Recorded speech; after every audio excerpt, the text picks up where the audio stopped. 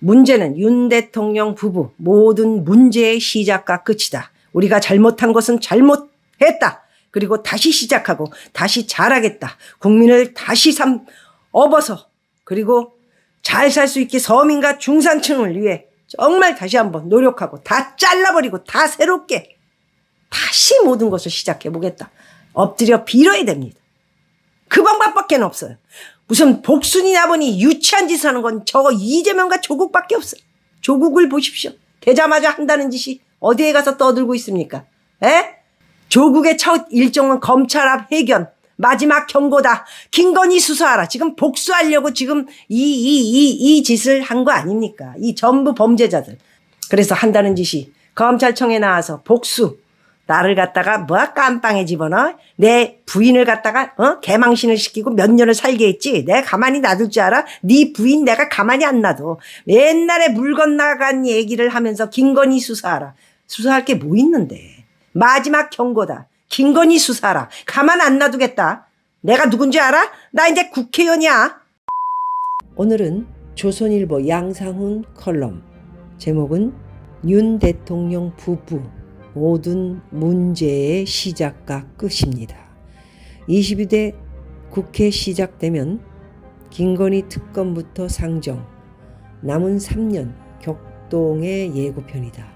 무슨 일이 벌어질지 몰라 앞으로 3년 안전벨트를 매십시오라는 내용입니다. 보수층 유권자들이 오해하고 있는 사실은 선거에서 보수 정당이 이기는 게 정상이고 진보 정당이 이기는 건 이변이라는 것입니다. 지금 민주당 지지는 호남표 플러스 40, 50대 플러스 박탈감을 느끼는 계층의 연합으로 이루어져 있다. 전국 선거에서 투표율이 높으면 이들이 승리할 가능성이 높다. 특히 40대, 50대는 전체 유권자의 37.5%에 달해 연령별 최대다. 60대 이상 유권자보다 약 6%포인트 이상이 많다. 이들이 거의 일방적으로 민주당을 지지하고 있다. 이들은 나이가 들어 60세가 넘어도 바뀌지 않을 것이다. 그렇다면 지금으로부터 몇십 년 동안은 민주당이 우세할 거라는 겁니다. 국회의원 선거에서 제1당으로요. 여러분 깊이 있게 들으셔야 합니다. 실망할 것도 없는 것 같습니다. 대한민국의 40, 50대가 이제 60이 되면 우리는 그때는 죽은 사람들이 더 많겠죠. 그래서 한국을 이끌어간다. 참, 네. 인구 수십만에서 100만 안팎의 서울 주변 도시들은 민주당의 아성이 됐다. 이제 민주당이 이기는 게 정상이고 국민의힘이 이기는 게 이변이다. 지난 대선에서 윤석열 대통령은 이재명 대표에게 크게 이겨 마땅했지만 0.7% 승리에 그쳤다. 그 바탕에 바로 이런 유권자 구조가 있다. 대선 승리의 여세를 몰아 지방선거도 이겼지만 거기까지였다. 이런 상황이라면 국민의힘은 모을 수 있는 표를 다 긁어 모아야 이길까 말까 하다. 그런데 윤 대통령은 대선 승리를 가져다 줬던 나름의 선거 연합을 해체해버렸다. 만약에 윤 대통령이 취임 뒤 이준석, 유승민, 안철수, 나경원 등을 우대해 강력한 우군으로 만들었다면 김건희 여사 디올백 사건 때 즉시 사과하고 도이치모터스 사건 특검을 총선 후에 실시하겠다고 약속했다면 이종섭 전 국방장관을 호주 대사에 임명하는 무리수를 두지 않았다면 아마도 신문들 일면 제목은 국민의힘 제1당 이재명 조국 위기일 수도 있었다. 어려운 일도 아니었다. 결국에 모든 문제는 윤 대통령, 더 정확히는 윤 대통령 부부에게 있다. 이번 선거에서 윤 대통령이 그토록 증오하며 내쳤던 이준석, 안철수, 나경원이 당선된 것과 윤 대통령 정부를 낳고서 출산 휴가를 갔다는 조롱을 받았던 추미애와 내로남불의 대명사 바로 조국이 당선된 것은 상징적이다. 한숨이 나오네요. 여야 모두에서 윤 대통령과 약점에 섰던 사람들이 어려워 보였던 재기에 성공했다. 모든 문제의 시작과 끝이 윤 대통령이라는 사실을 보여준 것이다. 윤 대통령이 국민 뜻을 받들어 국정쇄신을 약속했다. 그렇게 되기를 소망한다. 하지만 서울 강서구청장 보궐선거 참패 때도 같은 약속을 했지만 지켜지지 않았다.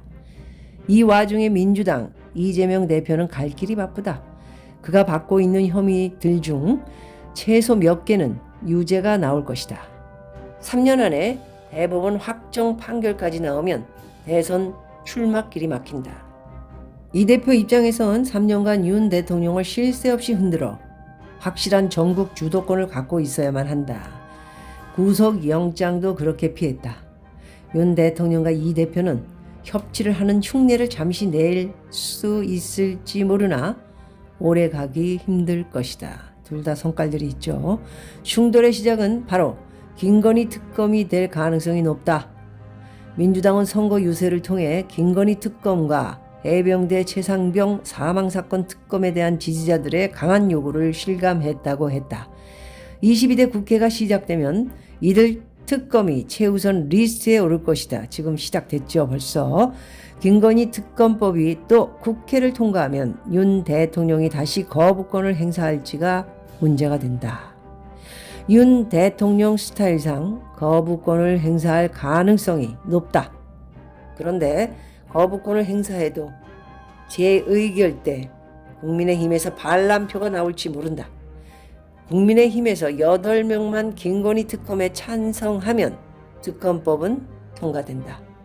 지금 국민의힘에서 심정적으로 윤 대통령 부부의 반발에 김건희 특검에 동조하는 사람은 수십 명이 넘을 것이다.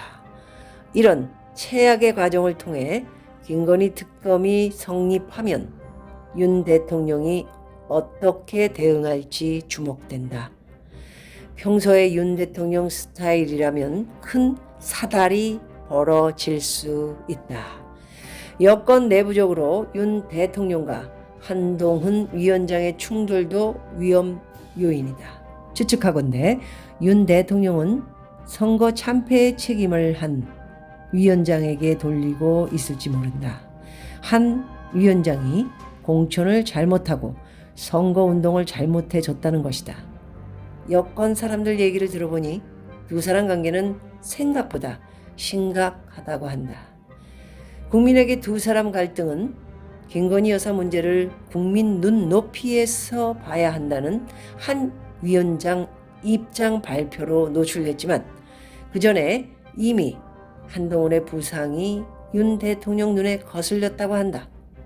당장 한 위원장 후임을 뽑는 당대표 선거가 두 사람 충돌과 당내 갈등의 도화선이 될 수 있다. 선거에 앞서 보수적인 사람들조차 윤 대통령은 혼이 나야 한다고들 했다. 그런데 너무 많이 혼이 났다. 심하게 균형이 무너진 승부는 협치로 가는 길이 될 수도 있지만 윤 대통령과 이 대표 등의 성격과 여건을 보면 그 반대가 될 우려가 크다.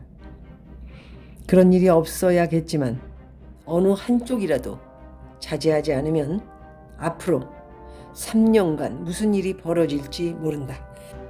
일단은 안전벨트를 단단히 매는 것이 좋을 듯하다. 기사의 내용처럼 힘든 건 대한민국의 3년의 국민들, 어떤 일이 벌어질까요? 우리가 무슨 힘이 있습니까? 지켜보는 수밖에.